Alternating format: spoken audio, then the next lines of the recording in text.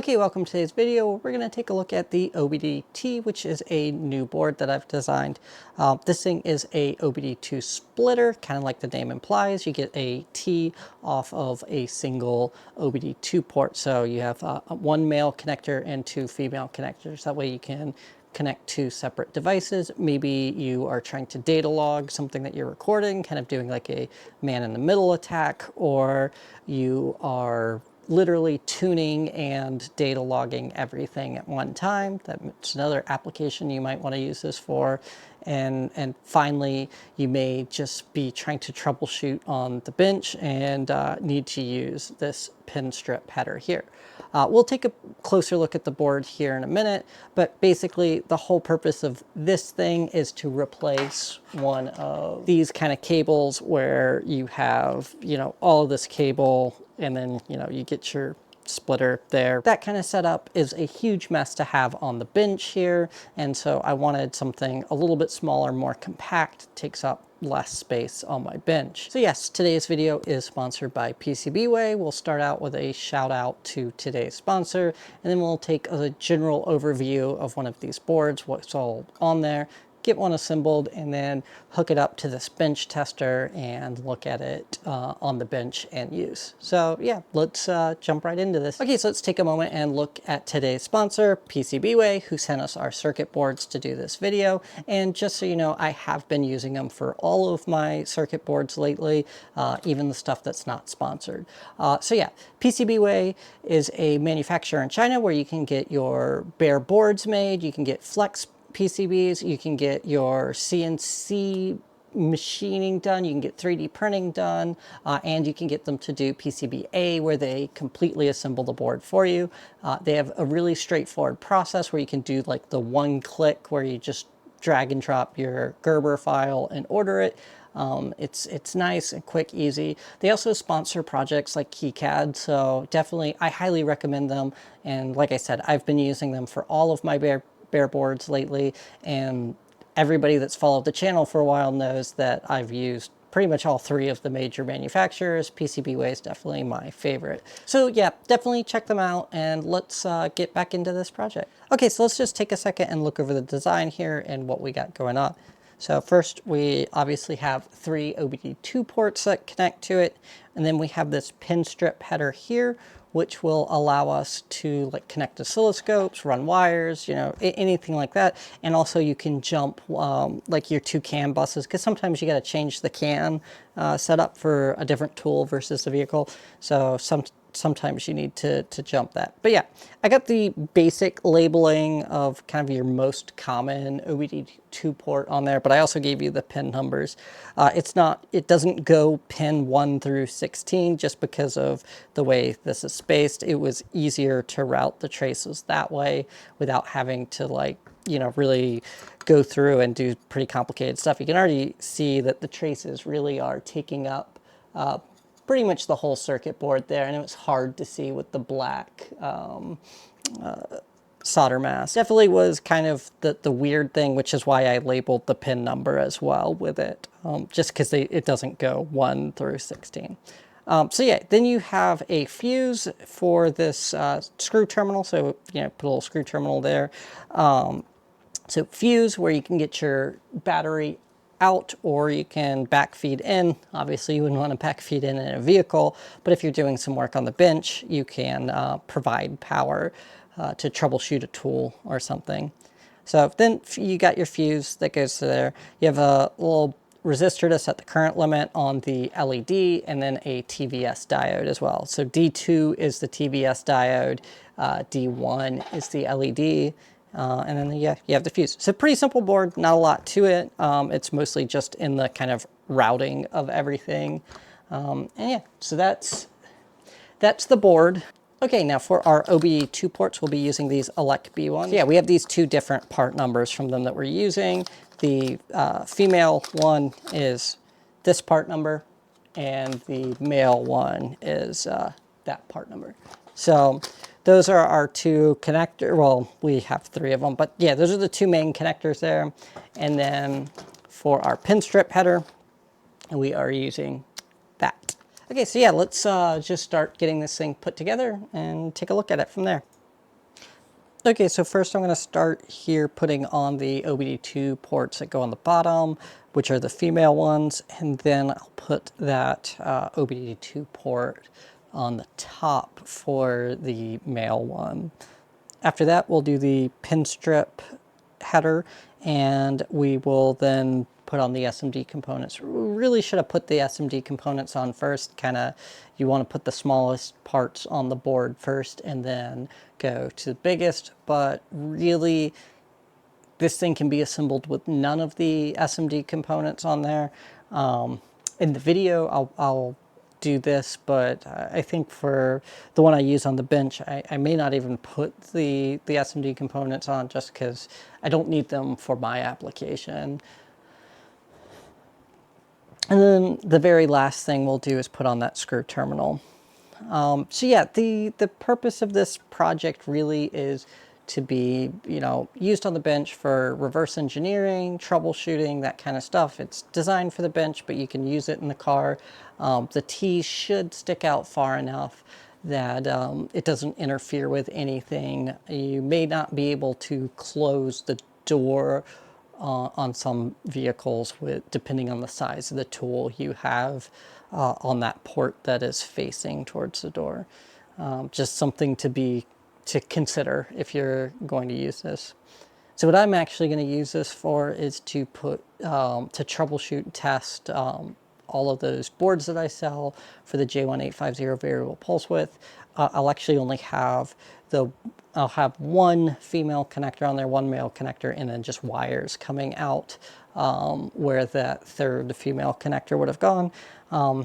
And the reason why I came up with this design was, again, because like I mentioned earlier, it's smaller, it fits better on the bench, and I'll be able to hook up my oscilloscope to that pin strip header. So once we have this thing assembled, I will show you kind of like how I plan to use it. I won't necessarily show you using it for troubleshooting the boards that I'm working on, just because this one's not assembled in that way, but I will do an example where we have the OBDX Pro and the OBD link hooked up. And yeah, I finally fixed my OBDX Pro, so it will be back. My OBDX Pro had a short, and that is why it hasn't been on the channel for so long.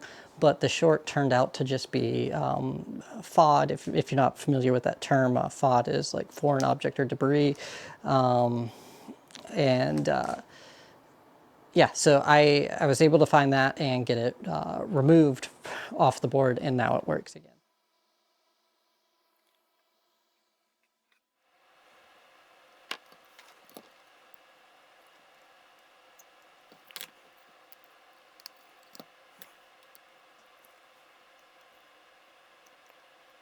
Okay, so first here is a kind of general overview of how this can be used.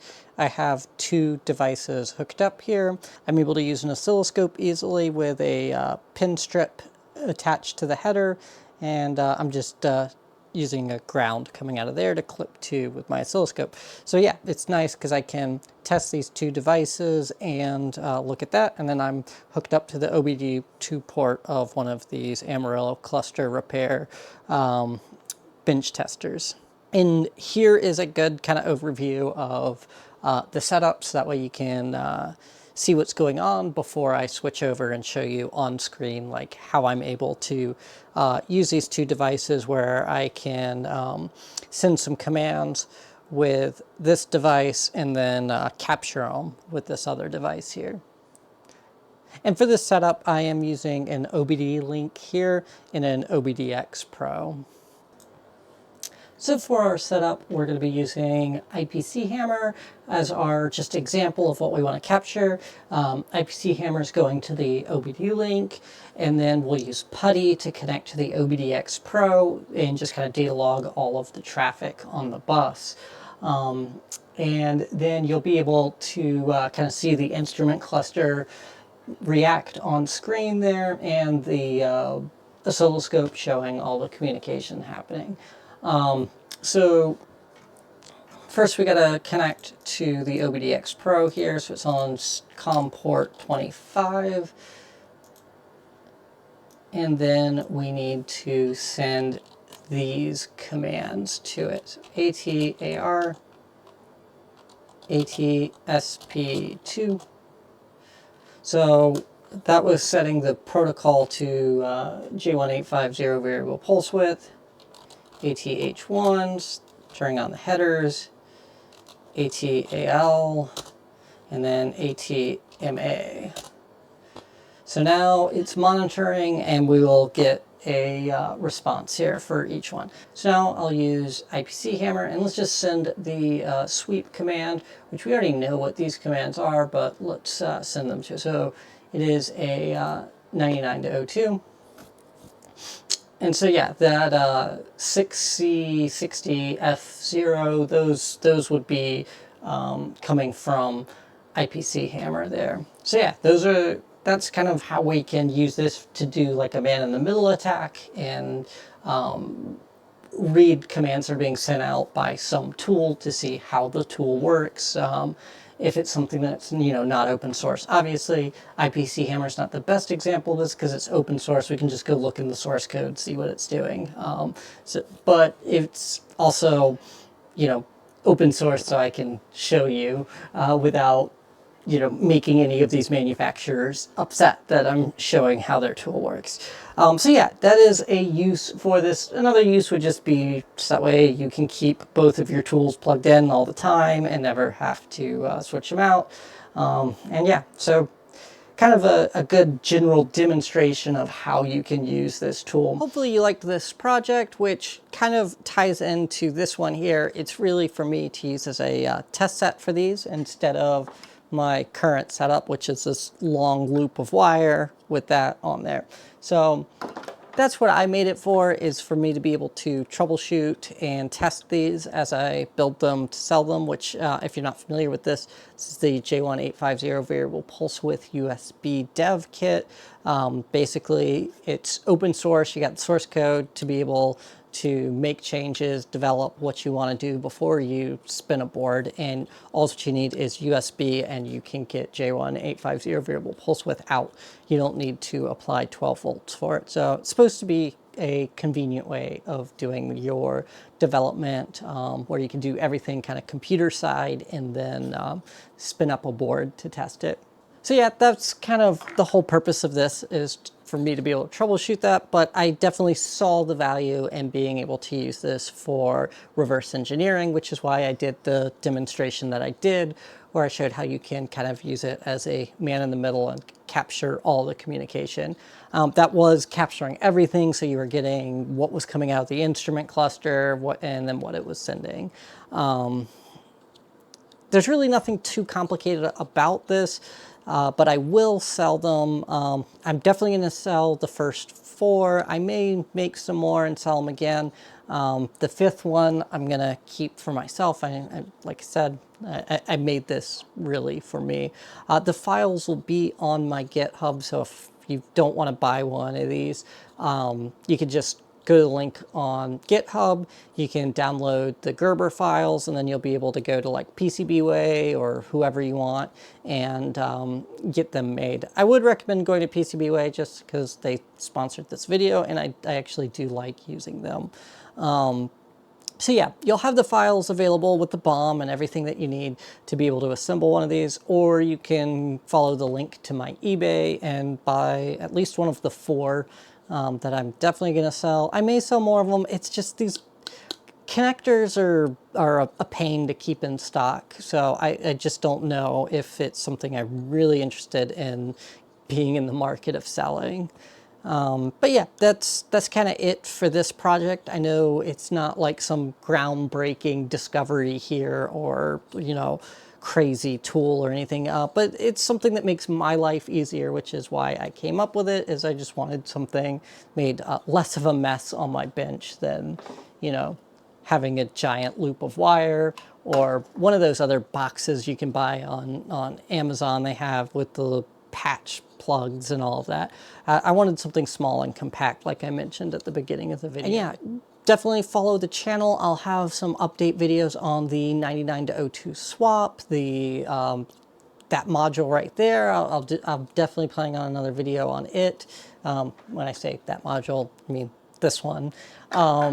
and I plan on possibly doing a J1850 variable pulse width to CAN bus board that kind of does that. I've had some requests to do it, and it's pretty much a done project already. So maybe I'll order the boards and get that done. And also, I have re-enrolled in school, so that's going to kind of slow down my production of videos. Finally going to finish that bachelor's degree. But yeah, I hope you guys liked the video, gave you some reasons to follow the channel, and I will see you guys in the next one.